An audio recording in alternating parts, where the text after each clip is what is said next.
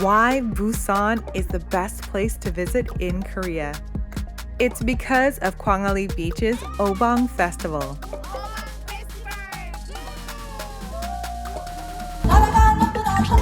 If you want to meet locals and enjoy a cultural experience together, this is the place to go.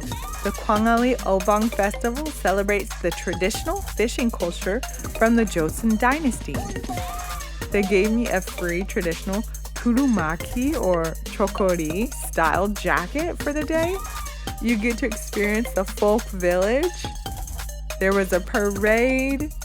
They even let you rent hanboks for only 5,000 won or about $5. There are musicals and hands-on activities all for free. This festival made my trip so memorable, and Busan is my favorite city in Korea, hands down because of this festival.